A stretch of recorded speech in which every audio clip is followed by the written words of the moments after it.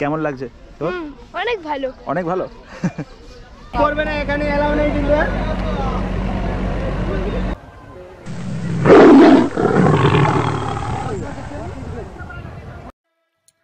ভারতের পশ্চিমবঙ্গ ও বাংলাদেশের দক্ষিণ প্রান্তে গঙ্গা, পদ্মা ও মেঘনার মোহনায় অসংখ্য নদী ও তাদের শাখা নদী নিয়ে বিশ্বের বৃহত্তম ম্যানগ্রোভের জঙ্গল সুন্দরবনের অবস্থান।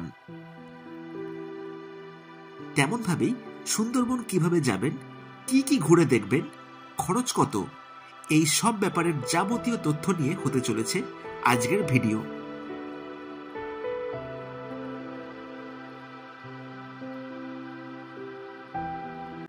ভৌগোলিক মানচিত্র অনুযায়ী বিশ্বের বৃহত্তম ম্যানগ্রোভের জঙ্গল এই সুন্দরবনের অবস্থান বাংলাদেশে ৬৭% এবং ভারতে ৩৩%।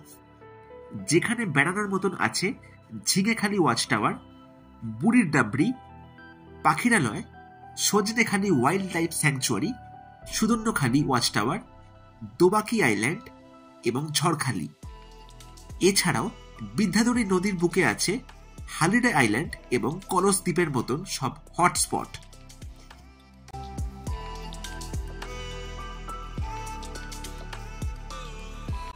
সুন্দরবন যাওয়ার জন্য লঞ্চ ছাড়ে মূলত সোনাখালী এবং গদখালি ফেরিঘাট থেকে।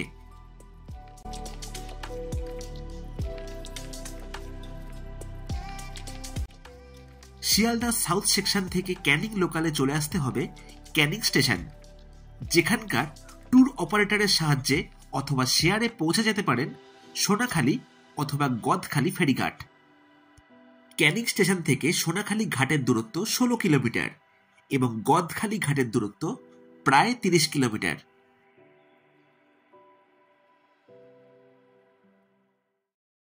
গুড মর্নিং বন্ধুরা, নতুন ব্লগে আপনাদের সবাইকে স্বাগত জানাই।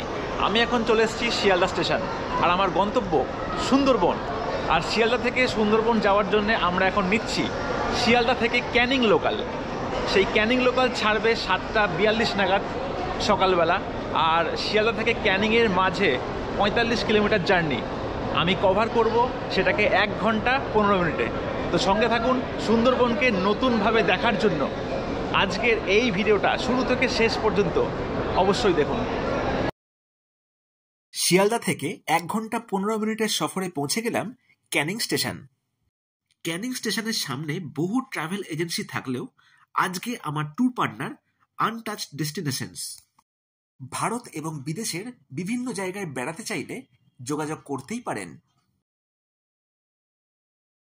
ক্যানিং থেকে আমাদের ছিল বাসের ব্যবস্থা, যেই বাসে প্রায় 1 ঘন্টার সফরে পৌঁছে গেলাম গদখালি ফেরিঘাট, যেখানে আমাদের স্বাগত জানালো সুন্দরবন টাইগার রিজার্ভ।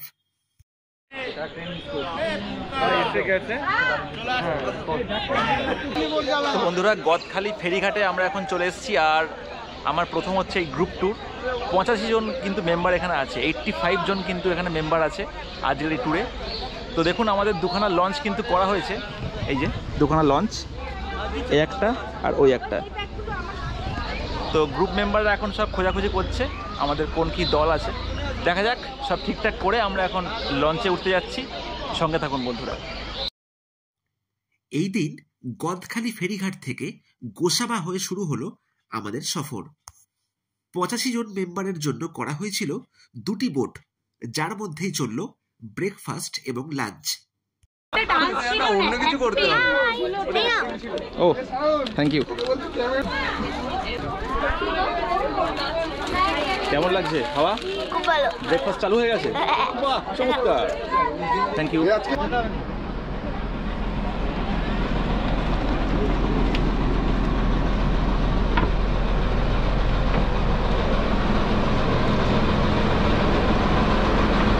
লঞ্চের ভেতরে কিন্তু এরকম একটা থাকে রুম, ঠিক আছে, বেডরুম বলতেই পারেন। এখানে কিন্তু আপনারা রেস্ট করতেই পারেন, ঠিক আছে। দেখুন চারিদিকে কি সুন্দর বেড টাইপের করা আছে, এখানে কিন্তু রেস্ট আপনারা ভালো করে করতেই পারেন। আর বেশ কিছু প্যাসেঞ্জার আমরা এখানে এসেছি। হ্যালো বল, hello hello hello, camera camera এখানে এখানে। একটু হাই করে দাও, হাই করে দাও। এইভাবেই দুপাশের ম্যাংগ্রোভের ধার দিয়ে 5 ঘন্টা চলল এই সফর, যার পর সন্ধেবেলায় আমরা পৌঁছলাম পাখিরালয়ে।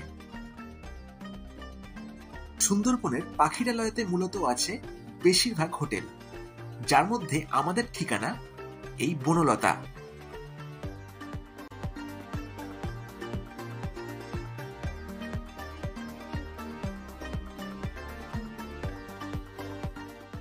বন্ধুরা, সকাল থেকে লম্বা জার্নি করার পরে ফাইনালি আমি চলে আসলাম সুন্দরবনের পাখিরালয়। আর আমার সঙ্গে আছে 85 জন গেস্ট, আর আমার ট্যুর পার্টনার হচ্ছে আনটাচড ডেস্টিনেশন। যদি সাধ্যের মধ্যে কোয়ালিটি ভ্রমণ আপনারা চান, তাহলে কিন্তু এই ট্যুর এজেন্সির সঙ্গে অবশ্যই কন্ট্যাক্ট করতে পারেন। চলে এসেছি পাখিরালয় হোটেল বনলতায়। আমাদের সঙ্গে যা গেস্ট আছেন তারা কিন্তু বেশ কিছু হোটেলে উঠেছেন, লাইন দিয়ে পরপর কিন্তু এখানে বেশ কিছু রিসর্ট, ভিলা, হোটেল আছে। তারা কিন্তু ভাগ ভাগ হয়ে বহু রিসর্টে উঠেছেন, আর আমি উঠেছি হোটেল বনলতায়। আর দেখুন, এই হচ্ছে আমার রুম। ফার্স্ট ফ্লোরে হচ্ছে আমার রুম, আর এই হচ্ছে বেড। একটা ছিমছাম কোজি রুম দেখতে পাচ্ছেন, বনলতায় আছে। আর এই হচ্ছে ওয়াশরুম। এই সুন্দরবনে থাকবো আমরা দুরাত, আর এখানে দেখাবো বেশ কিছু জিনিস। তো কি দেখবো, কি করব, কেমন এনজয়মেন্ট হবে, সমস্ত কিছু দেখতে আজকের এই ভিডিওটা শুরু থেকে শেষ পর্যন্ত অবশ্যই দেখুন।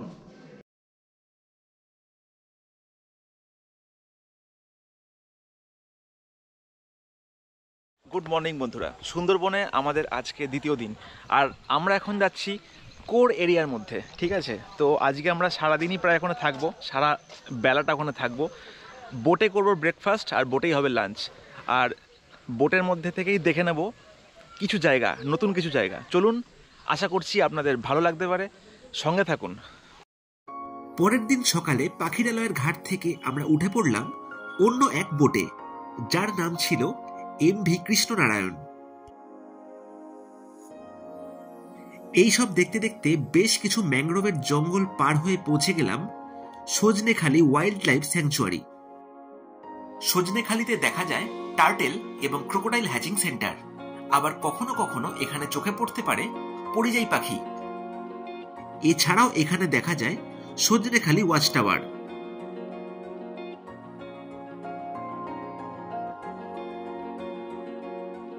সজনেখালি থেকে বেরিয়ে চলে গেলাম দোবাকি আইল্যান্ড। সজনেখালির পর আমরা চলে এসেছি এখন দোবাকি ক্যাম্প। দেখতে পাচ্ছেন সামনে, এই যে এটা হচ্ছে মেন গেটটা। আর সামনে দিয়ে দেখুন একটা ওভার ব্রিজ টাইপের আছে, কাঁটা তারের মধ্যে দিয়ে একটা বেড়া করে ব্রিজ করে দেওয়া আছে। এখানে টয়লেটের ব্যবস্থাও কিন্তু আছে। এখান দিয়ে আমাদের এন্ট্রান্সটা। আর যাচ্ছি আমরা এখন একসঙ্গে, ঠিক আছে, দেখা যাক কি আছে, সঙ্গে থাকুন বন্ধুরা। এখানে দেখলাম ম্যাংগ্রোভের জঙ্গলের উপর দিয়ে দুর্দান্ত ক্যানোপি ওয়াক। ক্যানোপি ওয়াক দিয়ে পৌঁছে গেলাম দোবাকি ওয়াচ টাওয়ার, যেখান থেকে দেখলাম অসাধারণ দৃশ্য। দোবাকি আইল্যান্ড আসার জন্য পারমিশন করাতে হয় সজনেখালি অথবা ঝড়খালি থেকে, কিন্তু ট্যুর প্যাকেজের মাধ্যমে আসলে এসব পারমিশন আগে থেকেই হয়ে যায়, যার জন্য এই ট্রিপে অবশ্যই রাখতে হবে নিজের পরিচয়পত্র। ব্রেকফাস্ট এবং লাঞ্চ আগেই সার্ভ করা হয়েছিল বোটে। চলতে চলতে পরন্ত বিকেলে সূর্যাস্ত দেখে ফিরে চললাম পাখিরালয়তে, আমাদের ঠিকানা বনলতা।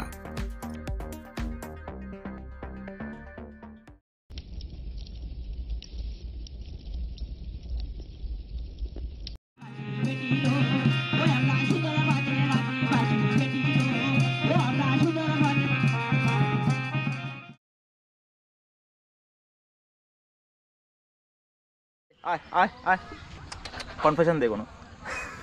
বন্ধুরা, সুন্দরবনে আমাদের আজকে শেষ দিন, আর আজকে আমরা চেক আউট করে চলে যাচ্ছি ঝড়খালির দিকে। ঠিক আছে, তো আজকে সারা দিন আমরা বোটেই কাটাচ্ছি। আর দেখুন আমাদের হোটেল বনলতা। তো ভিডিওটা শেষ পর্যন্ত দেখুন, তাহলেই আপনারা সব জানতে পারবেন। ঠিক আছে, আপনারা যদি ঘুরতে চান তাহলে এখানে ভালোই ঘোরা আছে একদম। এই দিন পাখিরালয়কে বিদায় জানিয়ে রওনা দিলাম পাখিরালয় ফেরিঘাটে, যেখান থেকে বেশ কিছুটা সফরের পর পৌঁছে গেলাম ঝড়খালি ওয়াইল্ড লাইফ স্যাংচুয়ারি। ঝড়খালিতে আছে টাইগার রেস্কিউ সেন্টার। জঙ্গলের অসুস্থ বাঘদের চিকিৎসা করা হয় এখানে, যার পর এখান থেকে ছেড়ে দেওয়া হয় নিজেদের এলাকায়।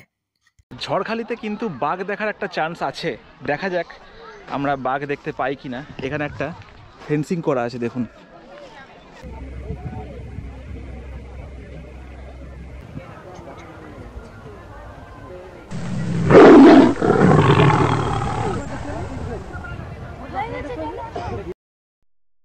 ঝড়খালি থেকে চাইলে সরাসরি বাসেই ফিরে আসা যায় ক্যানিং, কিন্তু ট্যুর প্যাকেজ হওয়ার ফলে আমরা গদখালি হয়ে ফিরেছিলাম ক্যানিং।